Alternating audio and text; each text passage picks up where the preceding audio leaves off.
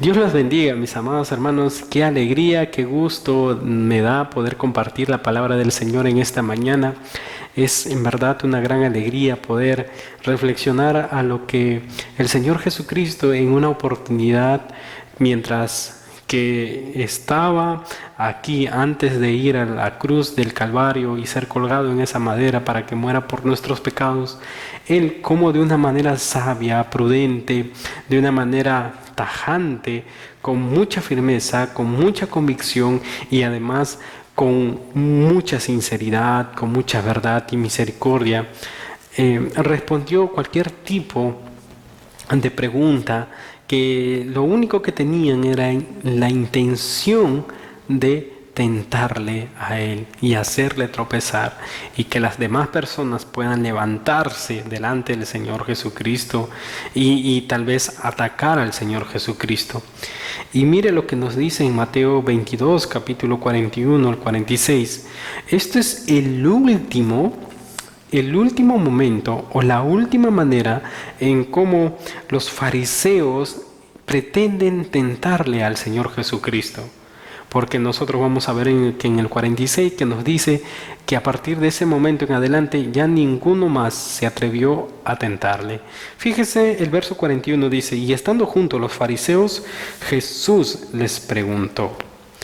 Ahora, quien hace la pregunta en estos momentos es el Señor Jesucristo. Anteriormente los fariseos y los saduceos le habían preguntado a Jesús si era lícito darle al César o los impuestos, cómo iba a ser la manera en cómo vamos a resucitar, cuáles eran el gran mandamiento. También le preguntaron a Jesús, por ejemplo, si usted ve en sus páginas o los versículos anteriores, al Señor Jesucristo le preguntan acerca de con qué autoridad estaba realizando lo que realizaba. Pero ahora Jesucristo es quien lanza la pregunta a los fariseos. Los saduceos para este momento ya no tenían ningún tipo de pregunta. Los herodianos, quienes eran de parte o los seguidores de Herodes, que representaban al Imperio Romano, tampoco estaban ya en estos momentos y ya no se atrevían a preguntar al Señor Jesucristo. Entonces, ¿quiénes quedaban? Eran los fariseos. Estos líderes religiosos en Israel, quienes querían y pretendían, como sea, sacar del camino a quien es el camino. Qué paradójico. Y estando juntos los fariseos, Jesús les preguntó, diciendo: ¿qué pensáis del Cristo? ¿De quién es hijo? Y le dijeron ellos: de David. Ahora Jesucristo le pregunta algo, no con la intención de tentarle, sino con la intención de que los fariseos reflexionen en la pregunta y que den la respuesta. Recuerde que los fariseos eran un grupo de líderes religiosos quienes sabían y conocían las Escrituras. Muchos de ellos eran doctores de la ley, muchos de ellos realizaban servicios dentro del templo del Señor, muchos de ellos oraban incansablemente y realizaban ayunos y seguían las tradiciones judías. Frente a esto, el Señor Jesucristo simplemente les hace esta pregunta: ¿qué pensáis del Cristo? ¿De quién es hijo? Ahora, Jesucristo tenía muy claro de que los fariseos no lo conocían a Él, no lo conocían. Y los fariseos habían leído las Escrituras, habían leído la ley de Moisés y habían leído a los profetas que hablaban acerca del Mesías. Y ellos, lejos de creer en el verdadero Mesías, quien estaba a su delante, porque Jesucristo era el Mesías, es el Mesías, ellos, lejos de volver su mirada a Jesús, ellos responden con una sabiduría humana, con un corazón endurecido, lo siguiente. Y ellos le dijeron: de David. Fíjese, amado hermano, que ellos responden: de David. Todas las personas sabían de que Jesucristo era hijo de David. Es más, los fariseos también sabían esto. Es más, Jesús también sabía esto. Sin embargo, esto solamente era una señal de que Jesús o el Mesías iba a proceder del linaje de David, mas no sería engendrado por obra humana, sino por obra divina. Y es ahí donde Jesús contrasta lo que dicen los fariseos con lo que dice el mismo David. Y Jesús les dice en el verso 43, pues como David en el Espíritu le llama Señor diciendo, y para esto cita el Salmo 110:1 y dice, dijo el Señor a mi Señor, siéntate a mi derecha hasta que ponga a tus enemigos por estrado a tus pies. Y los fariseos no se habían equivocado, amado hermano, porque ellos tenían un conocimiento de sobra acerca de la profecía, acerca del Mesías, acerca de quién era el Hijo, el Mesías. Pero lo que sí se habían equivocado muy tajantemente era de que Jesucristo o el Mesías no estaba sometido a una autoridad humana, sino que Jesucristo mismo es el Señor. El Mesías era el Señor, es decir, estaba por encima incluso de David, por encima de cualquier rey que se haya levantado a lo largo de la historia judía, por encima de cualquier hombre nacido aquí en la tierra. Ese era el Mesías. Y acá el versículo 45 dice, pues si David le llama Señor, ¿cómo es su hijo? Entonces los fariseos, a Jesús lo que pretende aquí con esta pregunta retórica es decirle, ustedes, ¿por qué dicen de que el Mesías es hijo de David? Si David mismo le llama Señor a David. En otras palabras, si Jesucristo o si el Mesías es hijo de David, entonces David no debería de llamarle Señor al Mesías. Ustedes tienen que comprender bien las palabras de David. Ustedes tienen que saber bien lo que el Señor Jesucristo o lo que el Dios Padre está intentando decirles a ustedes. Si ustedes se equivocan en estas pequeñas cosas, ¿cuántas otras cosas más no se habrán equivocado en interpretar las Escrituras? Esto es lo que le está tratando de querer decirles a los fariseos, porque los fariseos presumían de tener la verdad, los fariseos presumían de ser el linaje escogido de Dios. Sin embargo, ellos también estaban equivocados con la procedencia del Mesías. ¿Por qué? Porque el Mesías estaba a su frente, sin embargo su corazón estaba tan endurecido que ni siquiera se dignaron a mirar y a contemplar al Mesías. Ni siquiera se dignaron a escudriñar las Escrituras, de que todas ellas hablan acerca de Jesucristo. Ni siquiera estuvieron atentos a las señales que Jesucristo dio para de esta manera afirmar que Él era el Mesías.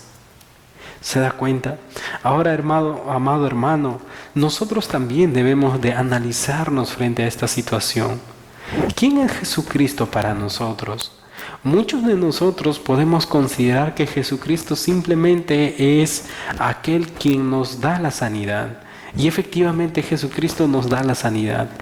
Aquel quien nos da un trabajo, quien nos sostiene, quien nos alimenta, aquel quien nos da gozo, quien nos da paz.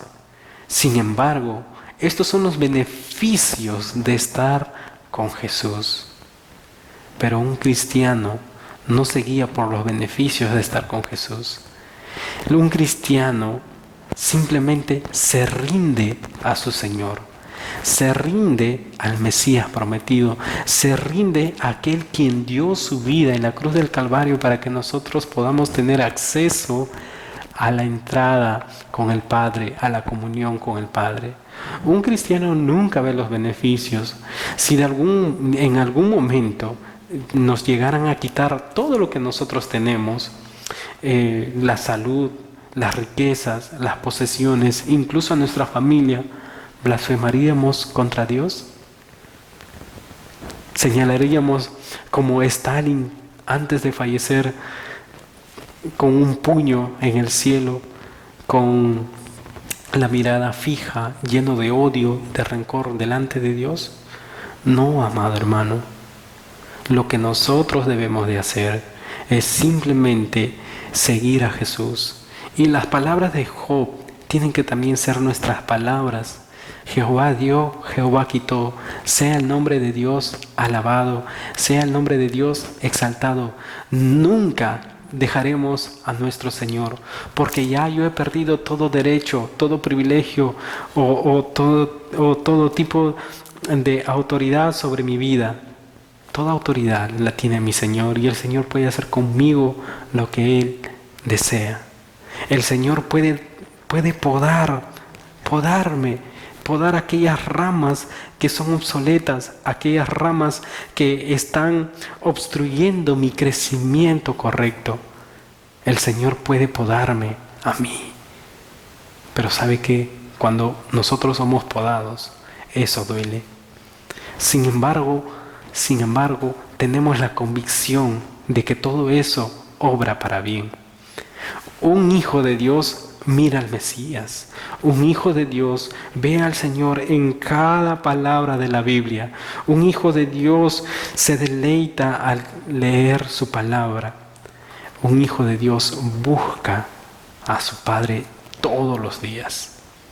Amados hermanos, lo que nosotros debemos de analizarnos y examinarnos es: nuestro corazón se está endureciendo.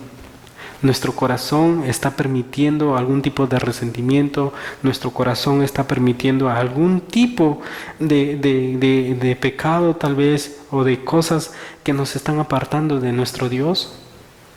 Amado hermano, si es así, esta es la oportunidad, no para hacer lo que los fariseos hicieron en este momento.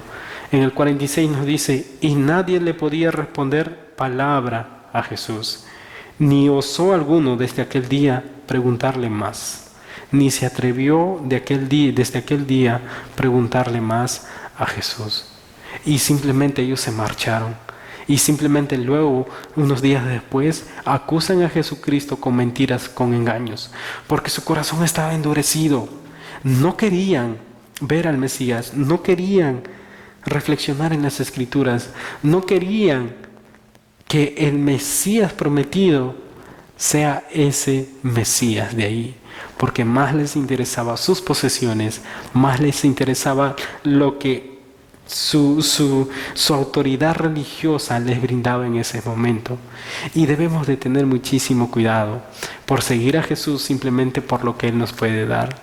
Amemos al Señor Jesucristo, sirvámonos a Él, rindámonos a Él, y sobre todo celebremos su amor todos los días. Busquemos al Señor mientras que Él pueda ser hallado, dice su palabra. Busquémoslo al Señor siempre, todos los días, con un corazón que arde con tal de estar en su presencia. Hermano, hermana, nunca descuide su comunión personal con Dios. Jamás. Eso no es negociable.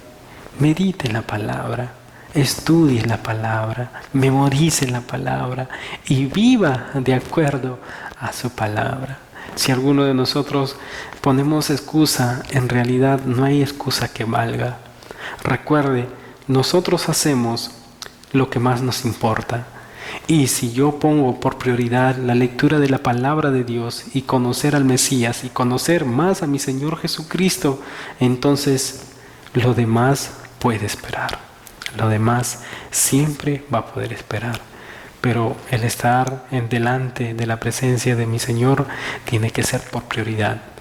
Antes de hacer cualquier cosa, tengo que acudir a mi Señor. Si eso es nuestro anhelo diario, amén, que así sea. Si eso no es nuestro anhelo, vayamos a la presencia del Señor y pidámosle que Él nos ayude para estar todos los días en su presencia y buscarlo apasionadamente. Oremos. Señor, te damos muchas gracias porque con tu palabra nosotros recordamos, reconocemos tu autoridad y la suficiencia de tus palabras, Señor. Rogamos también, Señor Padre Santo, que nuestros corazones no se endurezcan, Señor Dios, y que seamos sensibles a tu voz, que te podamos buscar todos los días, buscar dirección de parte de ti y seguirte a ti, no por las bendiciones o los beneficios que nos das, simplemente seguirte a ti porque tú eres el Rey, porque tú eres el Señor, porque tú te mereces toda honra, toda gloria, bendito Padre. Gracias te damos en esta mañana, en el nombre de Jesús. Amén. Amén. Bendiciones, mis amados hermanos. Dios los bendiga.